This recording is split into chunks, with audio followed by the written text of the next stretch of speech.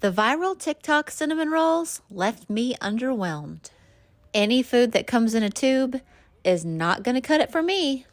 So let's call these the viral YouTube cinnamon rolls for those with better taste.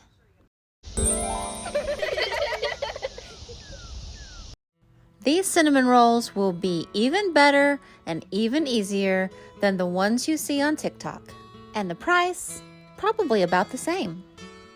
So here's what you need: heavy cream, butter, brown sugar, cinnamon, and these Sister Schubert cinnamon rolls from the freezer section.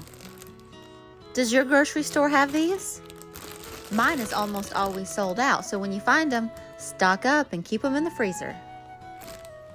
These cinnamon rolls come ready to bake in their own pan, and they even include cream cheese icing. Your first step is going to be to flood the top with heavy cream. There's no measuring here, guys. Anything goes. Just cover the top and let it flood into the nooks and crannies. Here I've got about 2 tablespoons of butter sliced into super thin pats. I'm just going to lay those on top and then sprinkle with cinnamon and about 3 tablespoons of brown sugar, but remember, no measuring. I'm baking these according to the package directions, 15 to 20 minutes. At 15 minutes, I pull them out to top with a little more cream. Yum. 5 more minutes in the oven and these babies are done. You may even want to delete TikTok from your phone when you taste how good these are. Forget about those viral cinnamon rolls. These are the ones you need. I promise you, these will be the ooeyest, gooeyest, semi-homemade cinnamon rolls you could possibly put together. Don't ever buy any of those tube products. Sister Schubert's is the way to go.